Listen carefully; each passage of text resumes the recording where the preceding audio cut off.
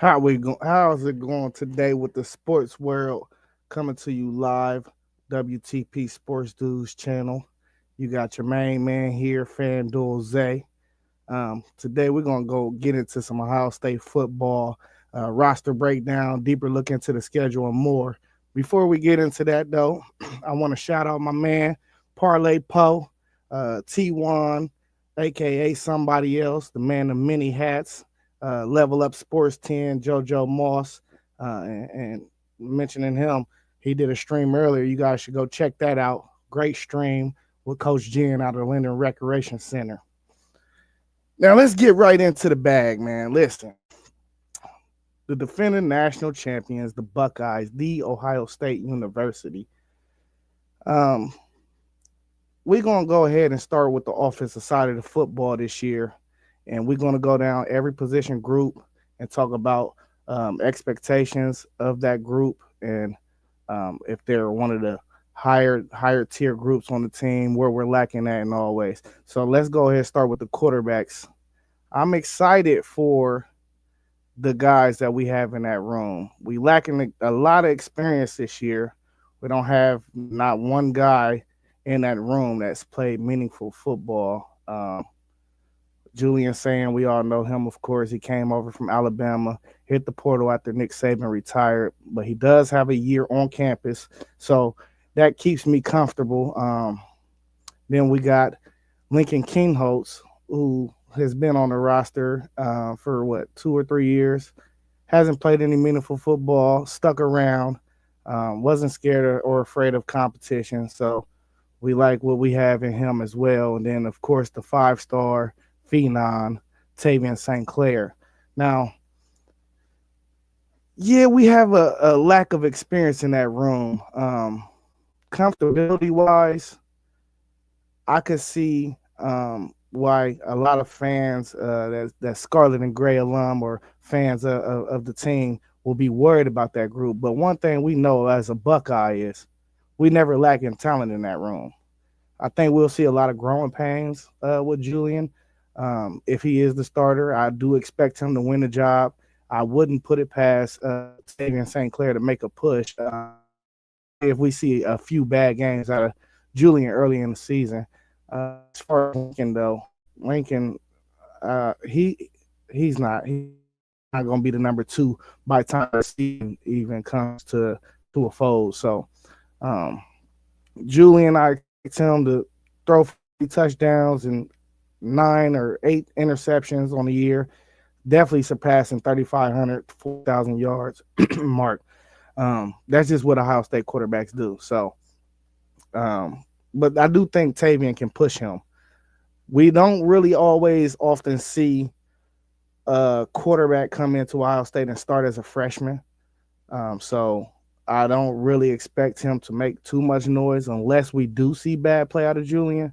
But I like Ryan Day's history with quarterbacks, so I'm a trust and faith and have faith in Ryan Day to have that young man ready. It may take a few weeks, but he's a 5-star kid for a reason. Like he was 5 stars through every major recruiting service. So as long as the kid and it's coming out of the Woody that the kid has one of the best arms that they've seen on that campus. So as long as he can process defenses, I think he'll be just fine. Now, on to the running backs. So we're young and thin in the running backs too this year. One of the top three most worrisome position groups I have, not because of talent. I love what we have in James Peoples.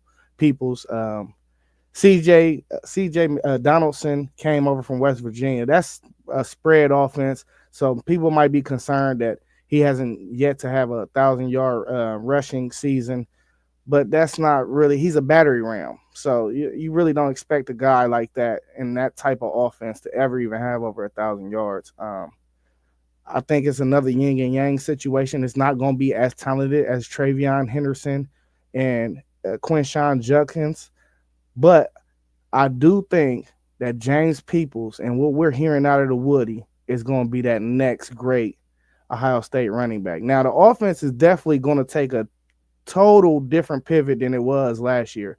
Last year it was we know we had Chip Kelly, and Chip Kelly hates game planning his offenses for his team to even get close to being outrushed. It's hard to outrush a Chip Kelly offense, but I think one of the reasons why Ryan Day kind of did pivot to Brian Hartline being co-offensive coordinators because his position group has been the best position group on that team, on that roster for maybe a half a decade. So, I mean, what better position could he be in to call plays? But even with that being said, I don't think our rushing attack will be exactly how it was last year, but I do think it will still be effective.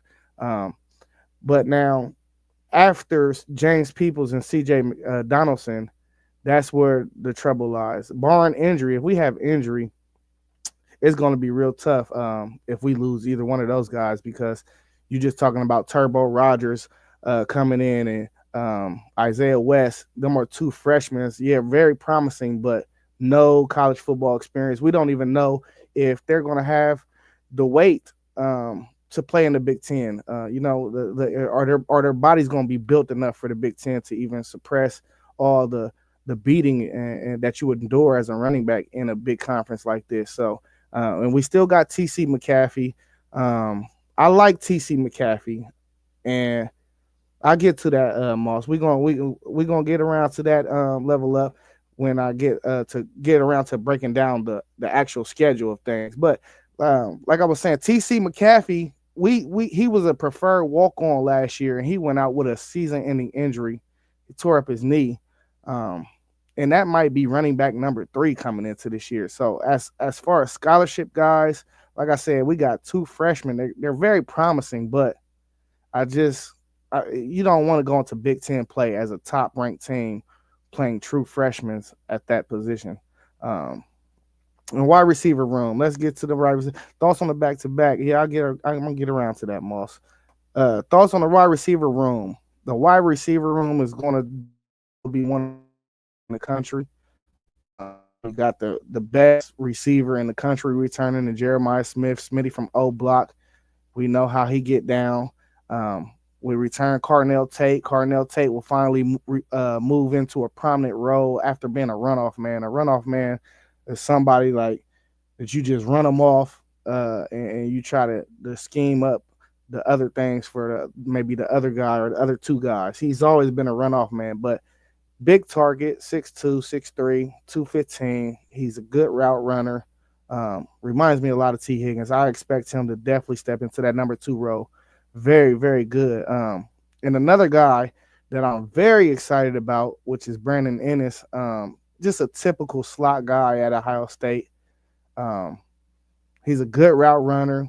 Is kind of more quick than fast. But when you could tell when he runs routes, he's a good route runner because how he breaks out of his routes. So that's another guy. He only had maybe 175 yards receiving last year. I expect that 14 catches. I expect him to triple that. Everything he's going to do is be tripled this year. And just to tap into a couple guys that should be next up because we should definitely rotate this year, just like we did last year. And the problem was we were screaming early in the year, a lot of us fans is, why don't we rotate? Why don't we rotate? We have the guys to rotate. Miles Graham, for instance. Miles Graham is another 5-star recruit, high 4-star, low 5-star recruit who us fans, that true fans that know, and the guys that's in the Woody know, he's probably going to be one of the most explosive receivers we had in some years. I'm talking about the DeVere Posey type of explosive, Paris Campbell explosive. They just got to find a way to rotate that guy in. I'm very excited to see about Miles Graham and what he can do. We definitely need to rotate these guys to stay fresh. We know it's a long season. Another guy that's been ringing bells out of the Woody, Bogdan Miller. Originally was a quarterback, but they've been saying this guy is so skilled that we had to switch his position and to try to get him on the field because he wasn't Ohio State material at quarterback, but very smart kid. They say he's been picking up the position very well. So them are just two guys that I wanted to put notice on that will definitely should definitely be in the two deep at some point this year. We can move to the offensive line. Offensive line. Um, so I like what we got on the offensive line. I love our new offensive line coordinator, offensive line coach as well. Tyler Bowen came over from Virginia Tech. A lot of people don't understand, and they want to say, "Oh, it was a bad hire, bad hire." What did the Virginia Tech's offensive line do last year? He wasn't the offensive line coach. He was the tight end coach. So when he did have his stops, I can't remember from where he had his stops at offensive line, and his offensive lines actually played very well. So, and one thing that I'm very excited about having Tyler Bowen is at that offensive line coach as well to touch on to it. So we offered maybe 30 or 40 guys on the offensive line last recruiting cycle. Tyler Bowen, he already said his numbers. He want to touch is 60, and that's part of the reason why I felt like we were losing out on so many top guys when it came to the offensive line. So um, Tyler Bowen, he's definitely hit the ground running, and I'll bring another string coming soon about the recruiting board and what we've been doing on the recruiting side of everything too. But as far as the offensive line and how it's going to all come together, I think um, we're gonna have to see how it play out because Carson Hinsman, he was the starting center.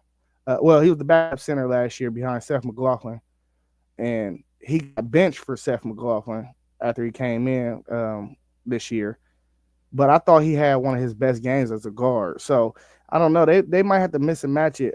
We got Josh Padilla on the roster who was actually recruited as a center. And I don't know. It's something they're gonna have to work through though, because Luke Montgomery also played very well towards the end of the year last year um, at that left guard position. So them positions, them three guard, them two guard position, that center position, I feel like is going to be very comfortable because we still got Shablo too. So between Padilla, Heinzman, um, Luke Montgomery, and Shabola, I think them four guys will definitely lock in on that whole center of that offense, that middle part of that offensive line, and tackle. We know about the kid from Rice, 6'8", 315. They say he's a freak athlete. They don't even understand why he didn't go pro. Um, but like, yeah, I know for sure. Ethan, I don't want to mess up his name. I know Huawei. He got that left guard, a left tackle spot on Smash. It ain't nothing to call it. Like it's on Smash. So that the only place we gotta figure out is that right tackle spot. Yeah, well, but like I said, we got guys on the roster. Maybe it could be Devontae Armstrong. Maybe they slide Shabola out and go ahead and put Padilla in there at center and Heisman at the right guard. I don't know. They'll figure it out. I think Tyler Bowman, he has the football IQ and acumen to actually figure this thing out. So I'm gonna just hold faith in that. But that right tackle spot is definitely the spot to take King to and keep an eye out on.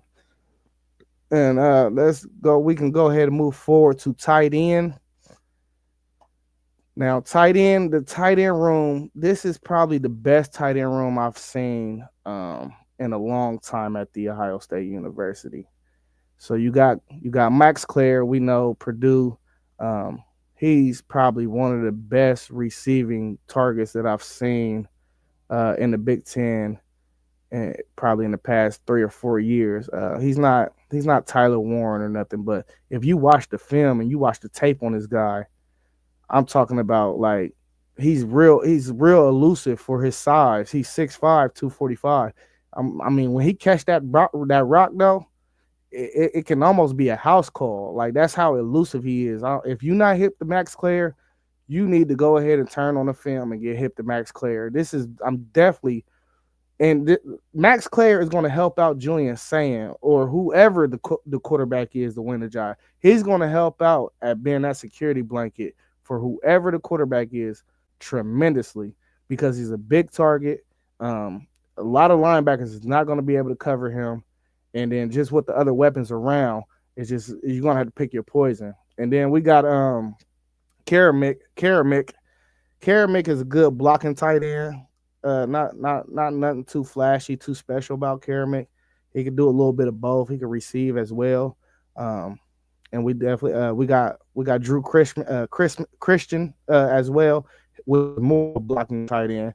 Um, we seen Julian Thurman last year, and he had stretches where he played good. Also had freshman years too, but we got to figure out that's the X factor in the room is Julian Thurman. Because I mean, when you seen Julian Thurman, it was like always a hold your breath moment. He wasn't the best blocker. Um, when he did catch the ball, it would be a bobble, you know. But as far as talent and skill, you see it. You see he's the most different or slash unique guy in that room. What's up, Super Cat Nano? How you doing, man? I appreciate all y'all being in here as well. Um, but I'm very excited about the tight end room, man.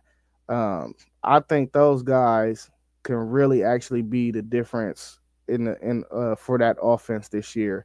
And I thought G Scott did a great job last year, but G Scott is not known to be a blocker.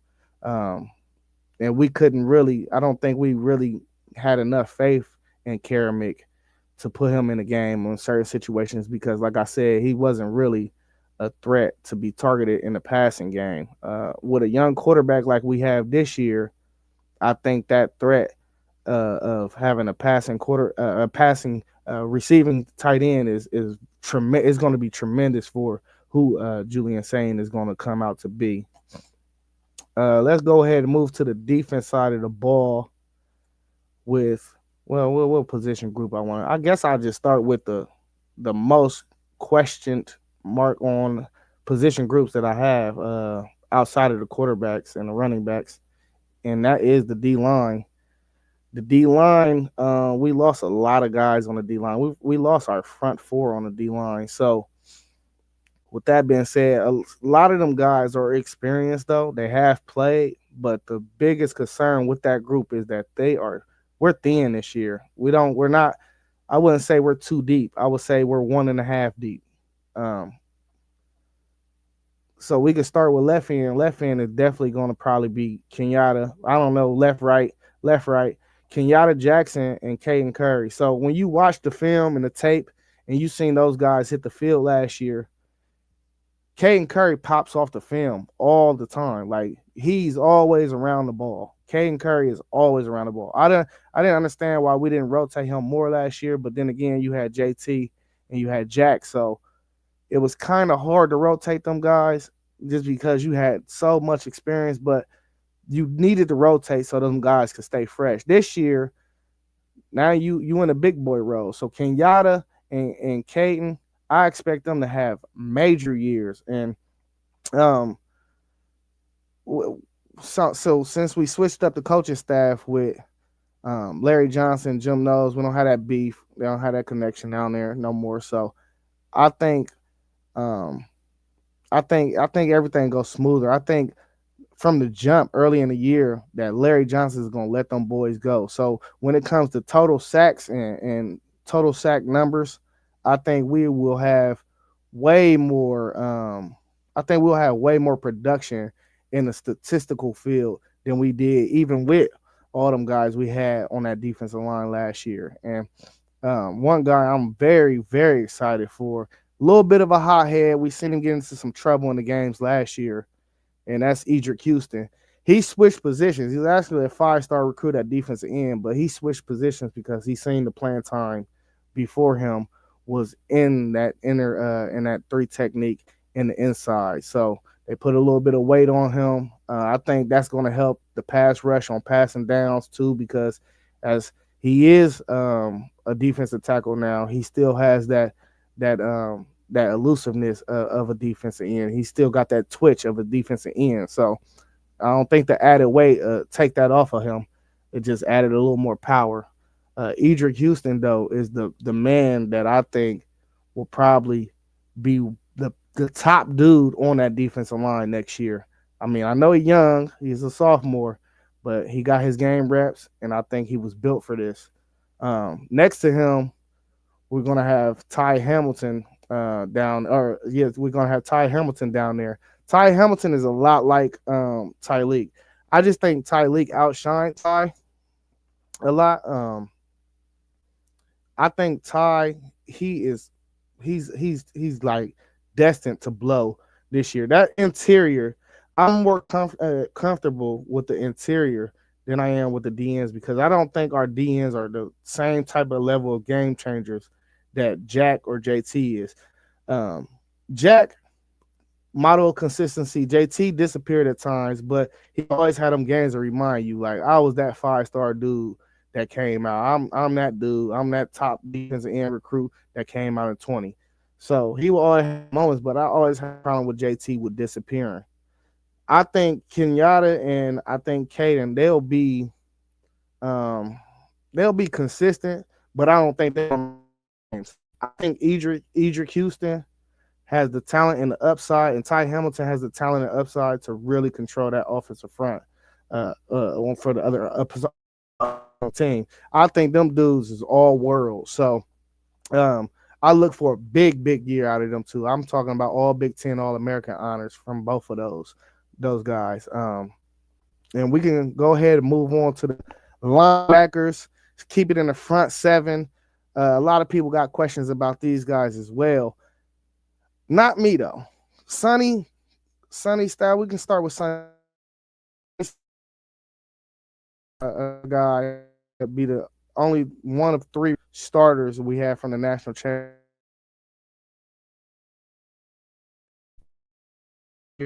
He was one of I think he was the leading tackler last year. Even with that being said, he struggled at times in pass coverage.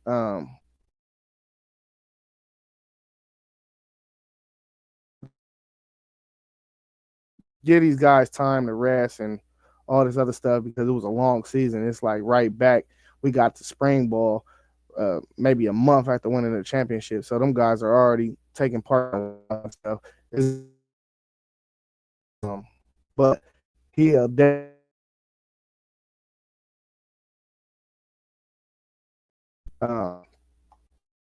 Sonny, if he can clean up his pass coverage, man, he's all American. That's another all American type guy. He got all American season.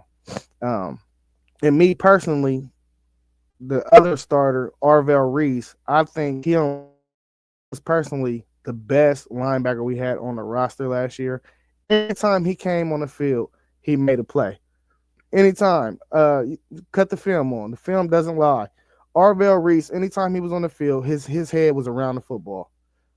Cody Simon, I know Cody Simon became a fan favorite. I know Cody Simon became a fan favorite later on in the year, and Cody Simon definitely played himself into a lot of money. And I can understand why he was on the field.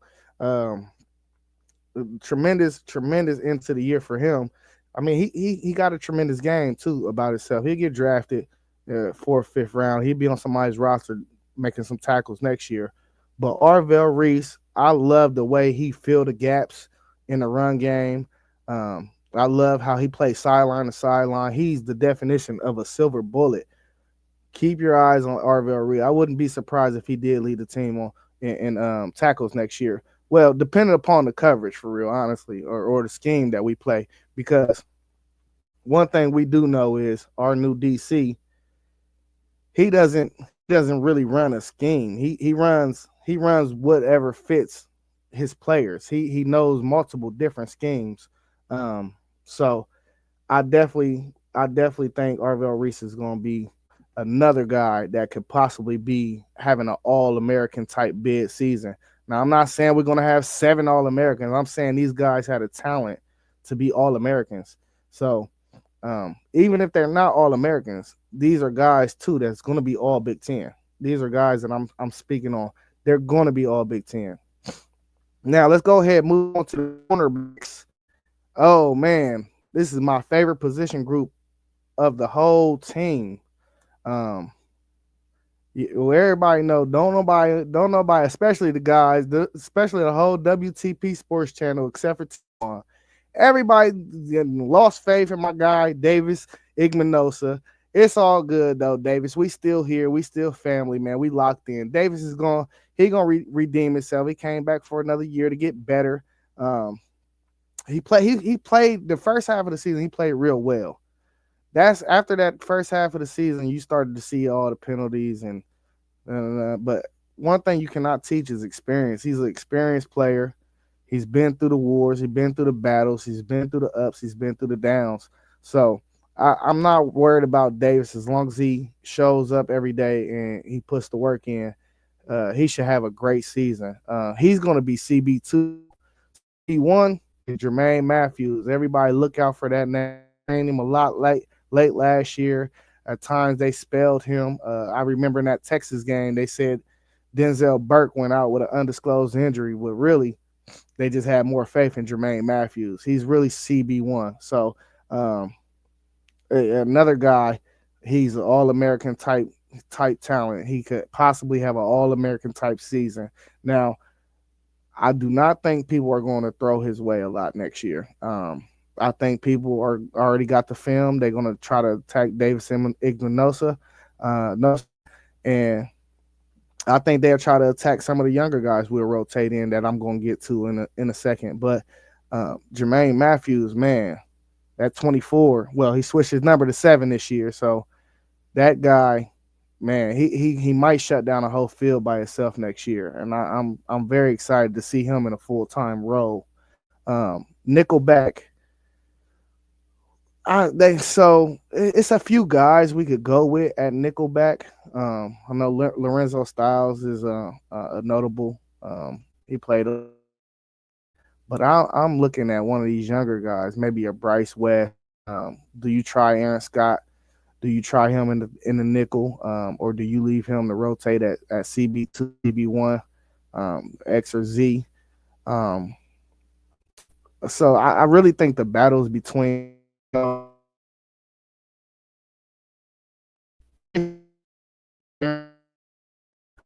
five stars. It depends what recruiting service you on. Really high 4-star guys though. Top 7 in their position group coming. Um, both of them, yeah. So I don't know if it was me, I would probably go with the younger guy. Lorenzo Styles is a senior. I would probably go with Bryce West if I had to win that jack. Um, I would definitely give other guys. I was when I seen Simpson Hunt jump in the portal. He would have been the perfect guy to like. He would have assumed that role. He was a junior.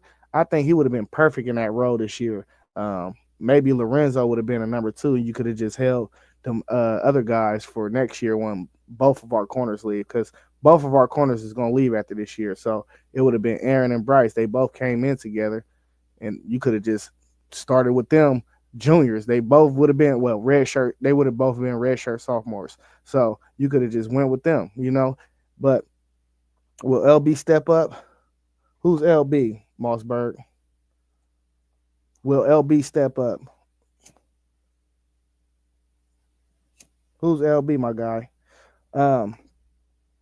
But like I said, man, I'm very excited about this corner room, man. This corner room, it's a lot of unknown names that the average casual fan doesn't know about, but I think they'll definitely take a step into showing why Ohio State. Oh, the linebackers, yeah, the linebackers is good. The linebackers is good. Like I said, I thought Arvell Reese was I thought he was our best linebacker on the roster last year. It's just like watching film, you can only go by the reps that a guy get. So Sonny played the most out of all the linebackers. He was on the field the most out of all the linebackers. So of course you're gonna see a lot of film where he getting beat in coverage or this happened or he blew this assignment. But we also got to understand too that Sonny's first year as a linebacker was last year, and he still had a major year.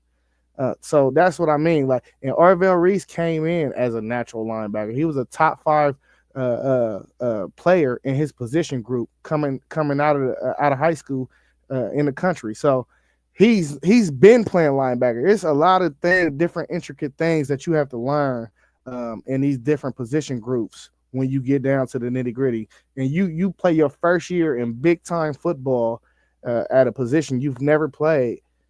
It could be tough, bro. It could be tough. So I think the linebackers is by far not even the closest weakness on our football team.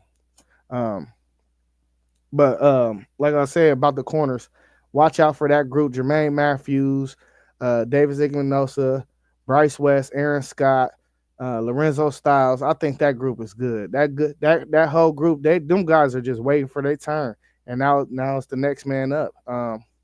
And on to the safeties. We know who we got. I agree. He could play all over the linebacker. He covers well.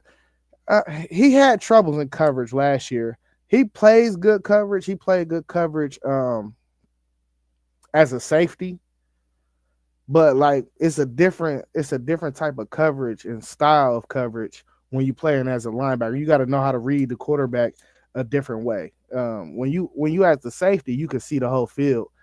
You can't see the whole field when you up on the line of scrimmage. So I think that's where he struggled for real. But a lot of film and just to keep on working on your talent, though, I think that solves the issue real easily. You just gotta watch a lot of film though. You gotta understand when somebody come up to the line. You gotta understand what they doing. So Sonny gonna be all right though. He'll be a top 3 round pick when he come out after this year. He's gonna have an amazing year. And let's go ahead and move on to the safeties. We know who back there. The boogeyman is back there. The boogeyman, Caleb Downs. Caleb Downs, man. We know that spot is on lock. That's one spot that we are not worried about. We are worried about opposite. I'm not even going to spend too much time on Caleb Downs. This fight is between McClain and Hartford. Malik Hartford. Jalen McClain and Malik Hartford. So just seeing the little bit that I've seen from both of them, which is spring game and a couple of videos I caught on YouTube, and even like the noise that's coming out of the Woody. They saying Jalen McClain he's one of them dudes and he next. That's what they say. I like Malik Hartford though. I haven't seen neither one of them enough to actually tell y'all, but I can tell y'all that's who the fight is between for that other safety spot. Now, is it going to be drop off? I think it is because neither one of them played a lot of experienced football, meaningful football. Not at this level, at least. We know when you in the Woody, though, iron sharpen iron. So they playing against Jeremiah Smith and Carnell Tates every day. They playing against these guys is going to sharpen your iron every day. But, man, Jordan Hancock was different. He was a difference maker. Lathan Ransom, he was a difference maker. Lathan Ransom was laying the boom on people last year. You know what I mean? He played himself into so much money, but that experience is stuff you cannot teach. And I think having experienced corners help out the safeties. That's why I said Jordan Hancock, especially the slot, because even if you was scheming a team and you wanted to mix up pressures, a lot of the times you're going to blitz your nickel back. And that's up to your safety to have to cover and know exactly what's going on that play and to be ready for it. So whichever one that we do go with, whichever one win that battle, then we're going to need that guy to know what's going on the field. You got to be an extension of the coach when you back there on them safeties. You have to. You got to know. It's like the middle linebacker. Y'all the 3 leaders, the 2 safeties and the middle linebacker. I think they should know everything that's going on the field. Just because y'all see most of the field for real. If you the middle linebacker, you should see everything to the right and left of you and in front of you. If you the safeties, you got everything in front of you. So I think them got to be the smartest guys on the field. So whichever one win that battle, I expect a smart player. I expect them to play loose. I expect them to play fast. And that's just the expectation at The Ohio State University. Now that's a full breakdown of the roster, the depth chart, who's next up, the 2 deep. And I want to get into special teams as well. I don't know who we're going to have return kicks this year. I expect going in later into the year. I probably expect Miles Graham, actually, not even later in the year. Miles Graham should probably be on the kickoff team. If he's not gonna be in heavy rotation, he's the most explosive dude I could think of. Or maybe even freshman Quincy Porter, who's another receiver who's been getting a lot of buzz out of the Woody. They've been talking about this dude, the next Julio Jones. I mean, I'm just gonna wait to see, but um, I definitely want to see Miles Graham as our return man. And I don't even know our kickers' names, bro, because I never liked our kickers. I don't know why we not in the portal every year looking for a kicker. If the game come down to kicking, I don't trust it. I never will. I never did under Ryan Day regime, and it ain't gonna start today or it ain't gonna start until they prove me wrong. You know what I mean? So that's what it is for the special teams. Usually, though, we have good special teams at Ohio State as far as kicking, but the last almost decade for real, it's been bad. So um, I don't like I said, I don't know why we didn't get in the portal about this. Um, Now let's go ahead and take a dive into um, the schedule, take a deeper dive into that, and look at what's coming up for this year. Game one, week one, we know who we got. Horns down. What's up with WTP Sports, dude? This is where I expect him to say something. And just to get into what you were saying too, Moss, we're gonna tap into that when we get to the towards the end of the schedule. But game one, Texas. I expect that to be a great game. Uh, Texas lost a lot. We lost a lot. I know they're gonna want some get back. It's still gonna be guys on their team um, that remember what happened to them in that playoff. Uh, but if I had to give a win or loss, I'm gonna go ahead and give Texas the edge because Arch played some football last year that I felt like was kind of meaningful. Yeah, it was kind of meaningful. Started 2 games. That's more than I could say about Julian Saying. For that to be Julian Saying's first games, I definitely expect some mistakes. Now, is it gonna knock me off my seat and me jump off the wagon and be like, no, because we don't live in a time and an age where if you lose 1 game, it's gonna hurt you. You can lose 3 and still make the playoff. So no, I don't really know if we're gonna win that game just due to all the inexperience around the roster. Like I said, we're bringing a new quarterback. We're bringing in 2 new running backs. One running back has a lot of experience, but do I think he's gonna come in and win that job? No, I think the dude that's not as experienced is gonna win that job. But I still think it's gonna be a yin and yang. We're coming in with a corner that I am very high on, but do I think that he got the most experience? No, he's experienced though. He played in that college football playoff. He down there played the whole second half. We replaced all 4 of our defensive linemen, and we got to replace a safety, and we replaced one of our leaders in the on the defense, which was Cody Simon. But like I said, I like what I have in Arvell Reese as well. So I think it's going to be a lot of kinks to just figure out in that week one. And with the quick turnaround with us winning the Natty, we already behind the 8 ball than everybody else in the country. So I think after that game though, we'll be fine. What you say, WTP? Texas will put Sonny in the blender again. All right, well, he might get put in the blender, but I don't know. Is that going to get you a win? Because if y'all expect to attack Sonny, then that might be coming out of game plan for real. So go ahead and attack Sonny and go out of game plan because then I like my chances. You know what I mean? So what advantages might Texas have in this game so early in the season? Like I said, I don't think Arch Manning he played somewhat meaningful football. He played an SEC opponent and as a full start, and he played a whole nother game as a full start. That is the biggest advantage you can have in game one when somebody is throwing out a quarterback that has no experience. That's the advantage right there.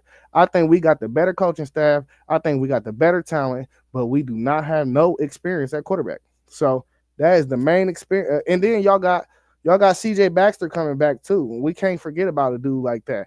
He is a dude. You know, I ain't afraid of him. I mean, we schedule these games for a reason. We want to play against the best. But CJ Baxter, if y'all don't remember who CJ Baxter is, y'all might. And then y'all y'all got them other guys, Jaden Blue, Wisner. I mean, y'all's backfield is going to be loaded next year. So um, we're just going to have to see how everything come together. Like I said, we started behind the 8 ball. So with that long run, that championship run we had. But I expect us by the end of the year be a well-oiled machine. Um, Week 2, we got Grambling State or whatever. Cupcake Central. I don't think we really need to go over Grambling. Week 3, another cupcake. You always want to open up the season in non-conference. You want to play one meaningful game, then you want to get a couple cupcake games to get you guys some real reps against other guys that's not in your building. So them are two good cupcake games for us after a hard opening week game. I don't know why Gene Smith even scheduled that game week 1. He never used to do that. He always said he would stay away from stuff like that. But he also admitted he made a mistake scheduling Texas week 1. Like, I would have felt way more comfortable if that was my week 3 game. Go ahead. You got a quarterback that got no experience. Go ahead, get them cupcakes under your belt, and then week 3, go ahead and go punch somebody in the mouth. Week 4 we got an off week. So week 4 we got an off week, and then this part of the schedule is where I think the fun starts. Week 5 we travel all the way to Washington. I do not think Washington will have a good team this year again. I think they'll be better than last year.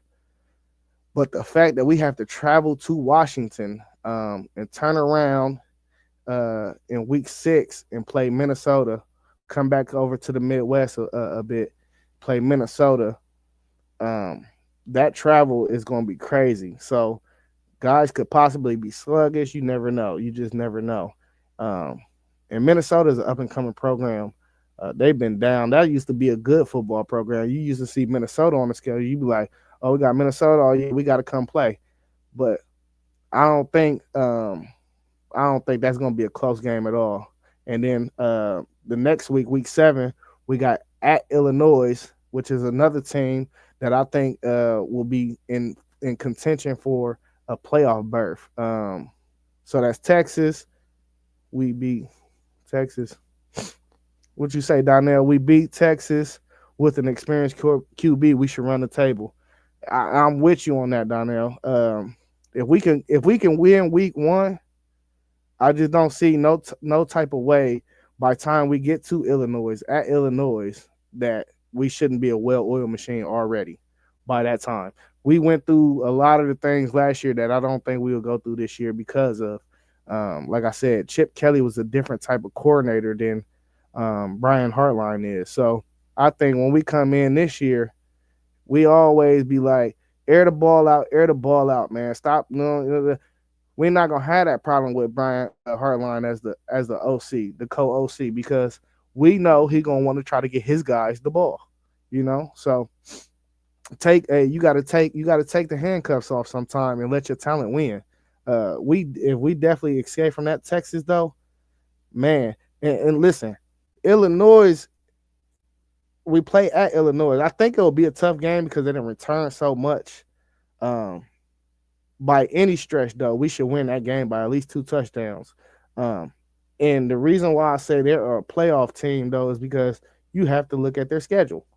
Their schedule is not there. It's not it. They play us, and I think they play, I want to say, is it Oregon? Maybe Penn State. It's one of those guys. But them the only 2 games they won't be favored in all year. So a 10-2 Big Ten team is making the playoffs. It's that simple. And then October 18th, we got to go to Wisconsin. Man, don't Luke Fickell got it bad, man. Listen, Luke Fickell, we love you over here in Buckeye Nation. I'm glad you got an extension. You should not have gotten an extension. But Jesus, man, their schedule is daunting, man.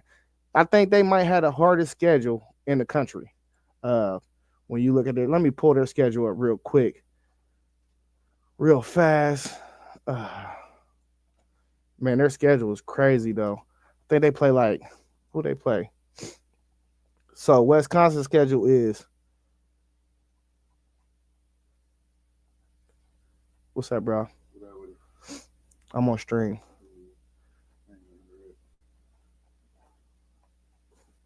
Hold on. Hold on, family. So look, they play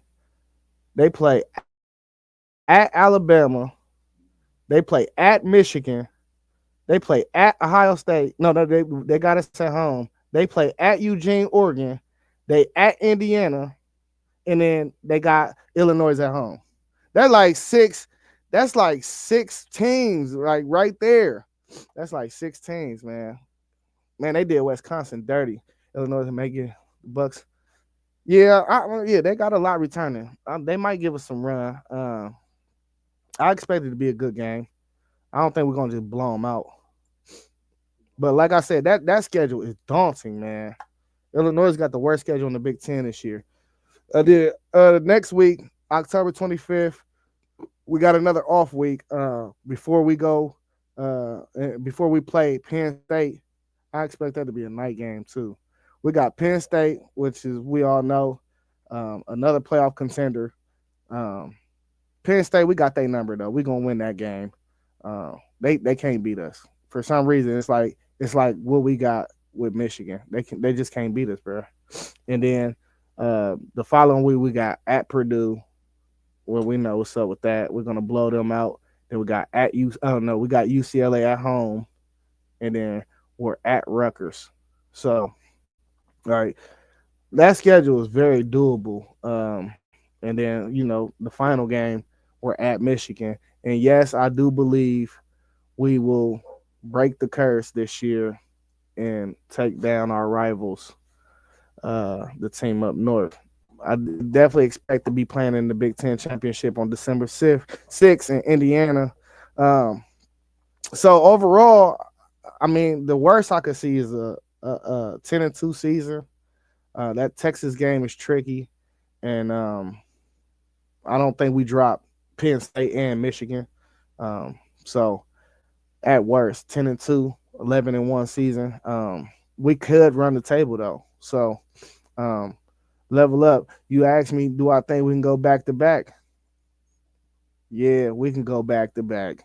Hey, it's low key looking like a dynasty is starting because our quarterback is a red shirt freshman, 5-star, and if he turned out to where we all think he is, then I mean we got another 5-star following him right up, and not to mention we got another 5-star coming in at quarterback in 2027. So I mean, why wouldn't I expect us to look at being back to back? This playoff and how it's set up, um, it was meant for Ohio State. It was meant for Ohio State because one thing I know is spoken just like a true Buckeye fan. I know one thing I know is we're never 9-4 like that. We're never 9-3. We rarely go 9-3, 8-4. Like if we win 10 games, we're in every year, and we win 10 games at least every year. You know what I mean? So we'll be in the thick of it for the next decade at least. We're gonna probably make the playoffs 10 years in a row. You know what I mean? So that's all I got. If y'all got any more questions, let me know. You know what I mean? I'm about to get ready and go to these basketball games. Y'all can tune in live. I will be streaming Bishop Watterson and Columbus DeSales later on at 8:30. We will be having City League TV. Y'all can catch that on Facebook. I think he's streaming on Facebook. He'll be streaming Bishop Hartley and Warner Ridge. So stay tuned in. Hey, I appreciate everybody that was in here. Appreciate you, Donnell. Love to the fam. Hey, make sure y'all like, comment, and subscribe. Please hit the bell. It don't cost you a thing, man. You get the bell, you always get the information about when the streams is coming and what the streams is about, man. We appreciate y'all. Shout out to WTP Sports Dudes. Shout out to Level Up Sports 10. Shout out to brother T1, the man of many hats. Shout out to Parlay Poe. Hey, Poe, we're going to whoop y'all too. You know what I mean? We're going to whoop y'all too, for real, for real. I ain't really want to say it, but we is. Hey, but peace, homies. Hey, you ready?